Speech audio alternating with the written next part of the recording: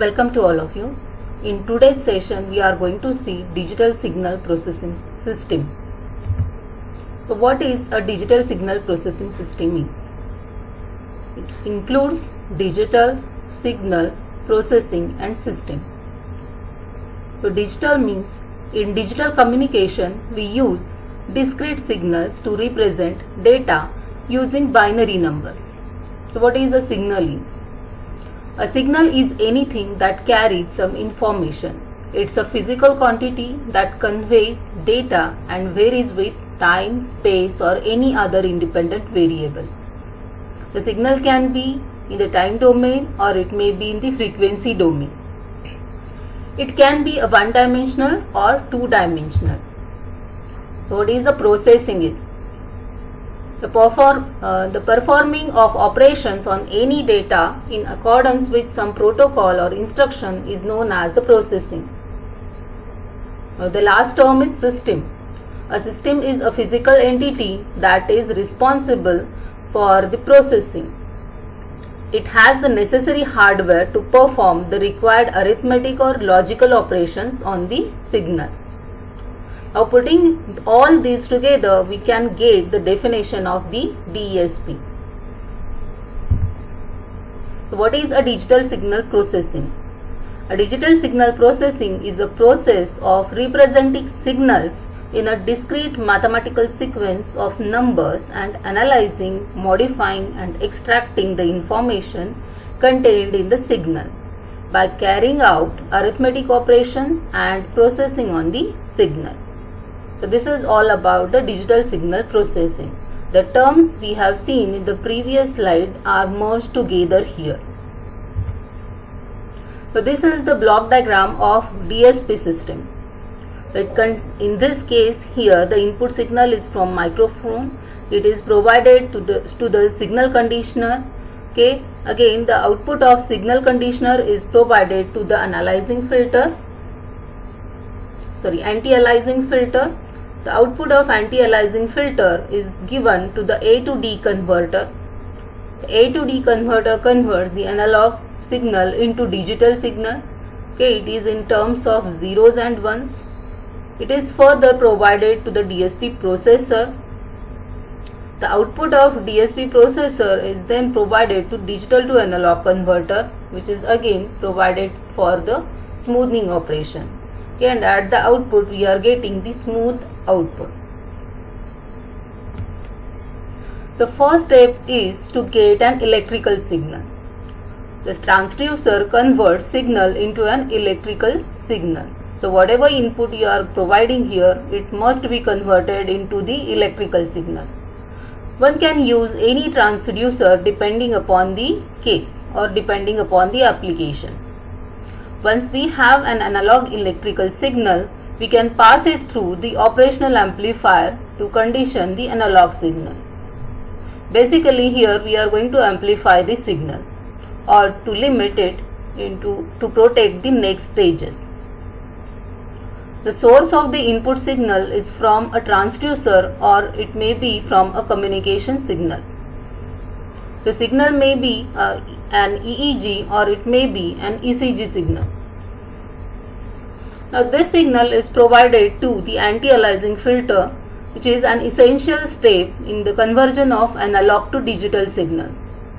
It is basically a low pass filter, meaning it allows frequencies up to a certain threshold to pass. Low pass filter means what? It is the filter which allows the frequencies up to a provided threshold value and it attenuates all the frequencies above that threshold. Okay, so it attenuates all the frequencies above this provided threshold. In addition to the low pass filter, it may contain the 50 Hz notch that can remove the power frequency components, which is the large part of external noise. So we have to remove the external noise also. So for that purpose we are using the notch filter here. The amplifier may be used to bring the signal up to the voltage range that is required by the input of the analog to digital converter unit. So these unwanted frequencies make it difficult to sample an analog signal. The sample and hold device provides the input to the analog to digital converter, that is ADC. It is required if the input signal must remain relatively constant during the conversion of analog signal into the digital format. Okay, the next step is the simple analog to digital converter. This unit takes in analog signal and outputs the stream of binary digits. The output of the analog to digital converter is an n-bit binary number depending upon the value of analog signal at its input. The ADC input signal is limited to its range of either 0 to 10 volt if it is unipolar and -5 volt to +5 volt if it is a bipolar. So when the analog signal is converted into a digital form, then it can be proceeded using the digital techniques, or it can be processed using the digital techniques. Okay, the heart of the digital signal processing system is the digital signal processor. So these days we are using the CMOS chips to make digital signal processors. In fact, the modern processors like Cortex M4 have DSP units built inside the SoC. These processor units have high speed, high data throughputs and dedicated instruction set. The next stage are sort of the opposite of the stages proceeding to the digital signal processor. So whatever stages we are used for converting analog to digital signal, so the opposite stages we are using to convert from digital to analog signal. A digital to analog converter does what its name implies. It converts the digital signal into the analog signal. The digital signal processor may be a large programmable digital computer or a microprocessor.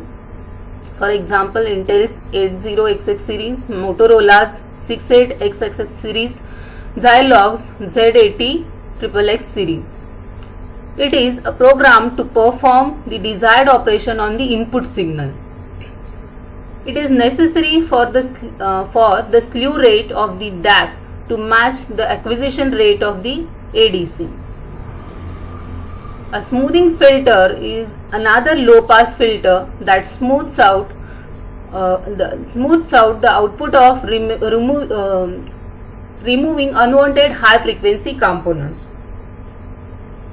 Okay, at the last, the op-amp is used to amplify the signal.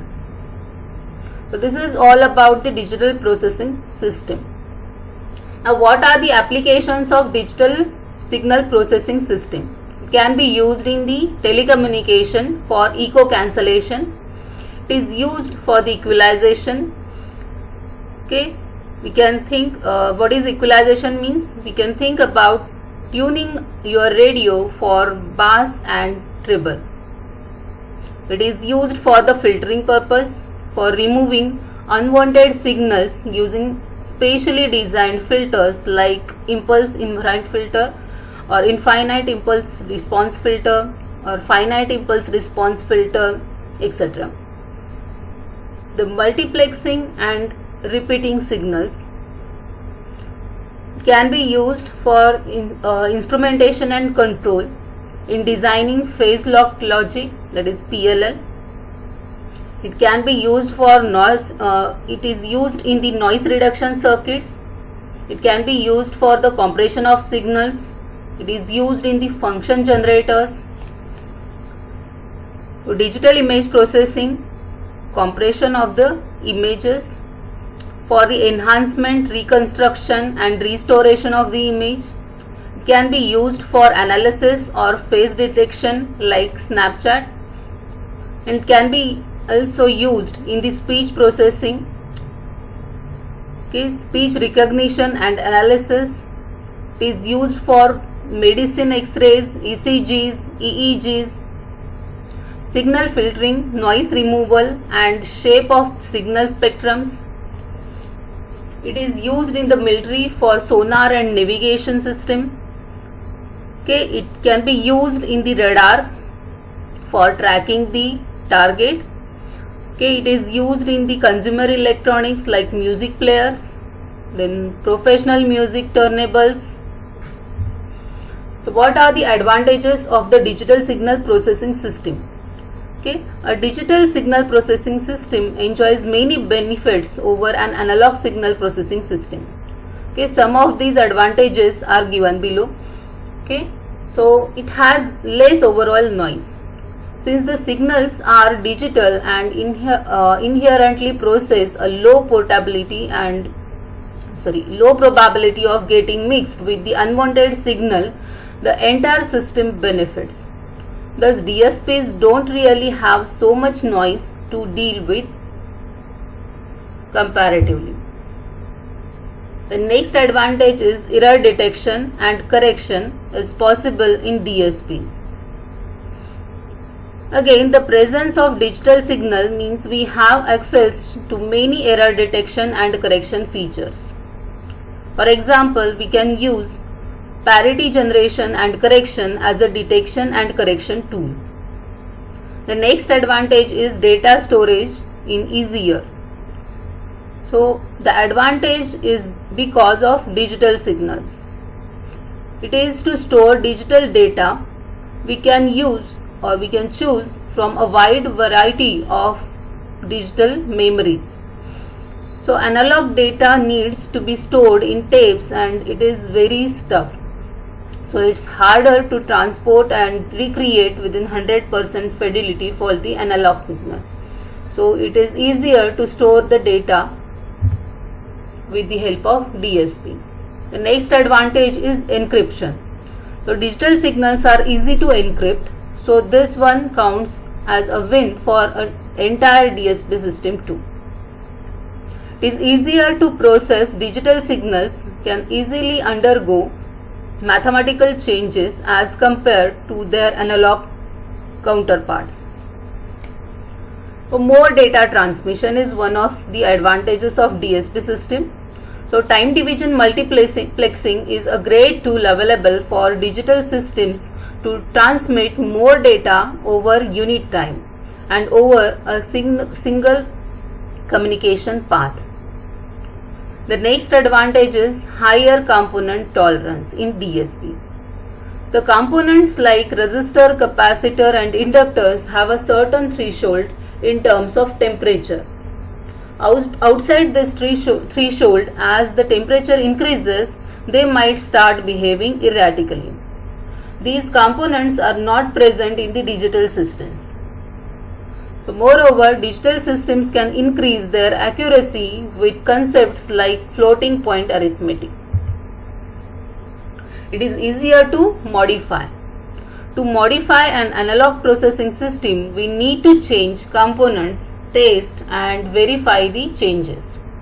With digital processing systems, we just need to change a few commands or alter few lines of codes. So it is very easy to modify. So DSP systems can work on frequencies of a broader range. There are some natural frequencies like seismic frequencies that detect earthquake. These signals have very low frequencies. Traditional analog signals might not even detect these signals. However, digital signal processing systems are adapted to pick up even the tiniest of disturbances and also process them easily. And the last advantage of DSP processor is the cost effectiveness. So when working on at its scale, the DSPs are very cheaper. Our next point is disadvantages of digital signal processing system. So what are the different disadvantages? Complexity. As we say in the block diagram, there are a lot of elements proceeding and following a digital signal processor. Stuff like filters and converters add to the complexity of the digital system. So power. A digital signal processor is made up of transistors, and transistors consume more power since they are active components. A typical digital signal processor can contain millions of transistors, and this increases a large power consumption.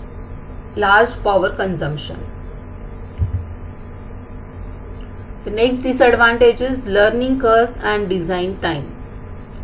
Learning the inputs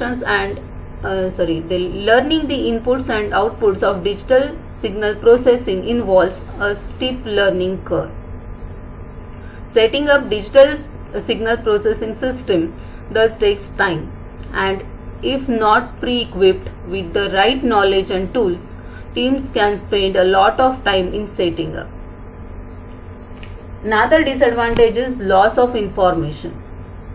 Quantization of data that is below certain hertz causes a loss of data according to the rate distortion theory.